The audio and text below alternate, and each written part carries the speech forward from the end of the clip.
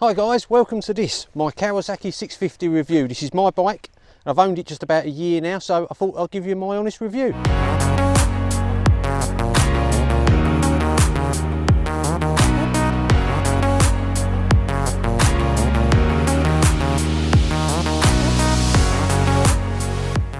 This is my Versys 650 I've owned for 2 years, and I'm going to run through it. I'm not 100% on all the specs, purely because I wanted a lighter bike. I had an ST 1300 and the damn thing was just too heavy.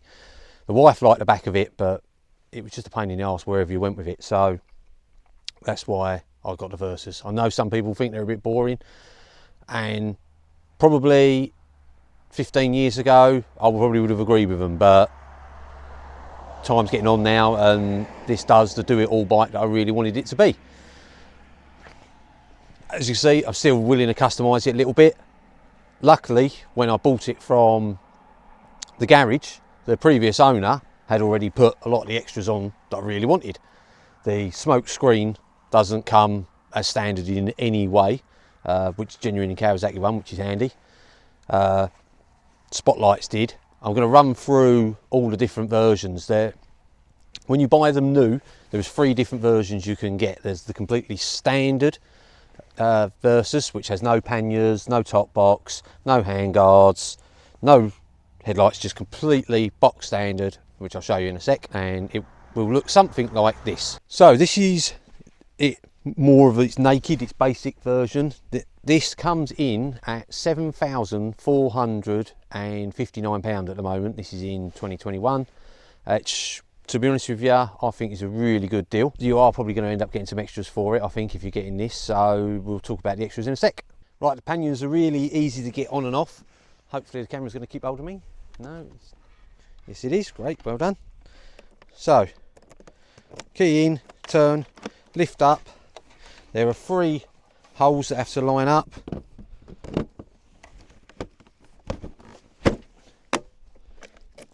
Simple as that. Rock solid, easy to put on.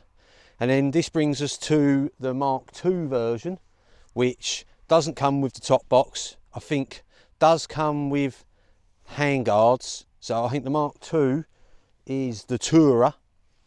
So you get side panniers, handguards, and that's it. And I think that is £8,299 at the moment. Grand Tourer, which is what this is, comes as standard for £9,199 in 2021. You get side panniers, top box, handguards, front spots, and the panniers all have bags that come with them as well. £9,100, I think it's really worth paying an extra few quid to start off with, because to buy all this stuff afterwards, it wouldn't match. The great thing is it's one key does it all. One key's the ignition, one key's all the panniers and the seat, so there's less to carry around with you. It just makes sense to buy the Grand Tourer to start with, and then you can customise it from there.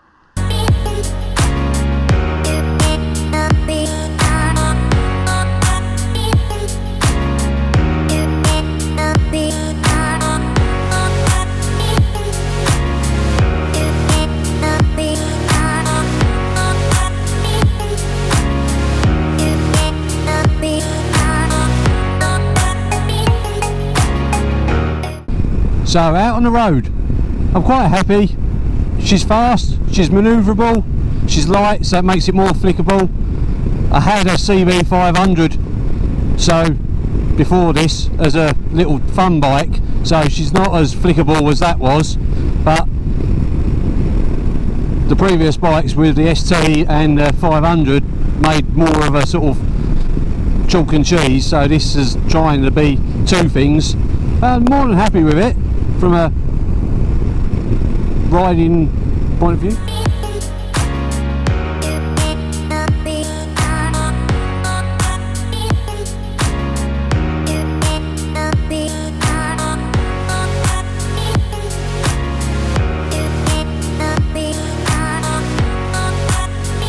I've done a couple of track days, but I'm not the fastest rider, but I have to say she's more than fast enough as a 650. I don't see why you'd ever need any more than that.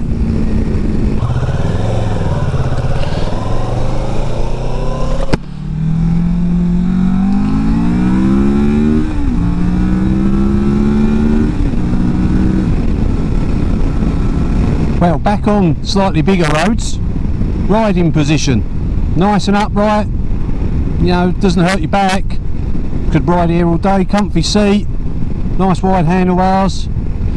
From riding it itself, gear indicator, which I didn't have on the other bike, but, and I know everyone says you don't need it, but you just get, once you, it's like everything, once you've got it, you get used to it, and you start, actually I quite like having that now. Clock, I can change the miles per, you know, so I can see what miles per gallon I'm doing. What's that say at the moment? 66 miles per gallon. I mean, can't argue with that.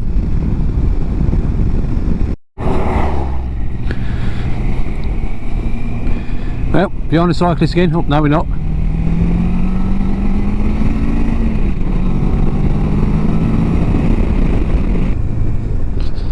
Dead out his legs.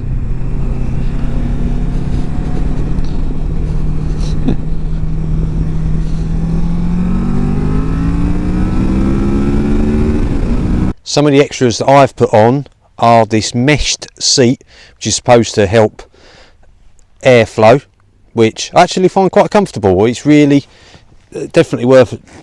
There's probably cheaper ones out there, but I wouldn't get the cheaper version. But no, I've been really impressed with that actually. It also actually makes the seat slightly taller, which is a good thing. Although seat height's not low in any means, a lot of people have to get them lowered. I'm just about on the edge, just under 6 foot, so I like that. The hand guards, but I've actually added some typical eBay stickers, but they're actually quite good quality ones. They're 30 odd quid, so 2 stickers. The tinted screen, which I love.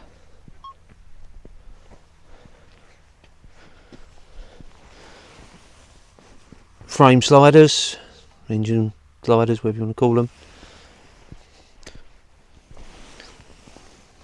Rear bobbins. So, summing up, would I buy it? For the money, you can't go wrong.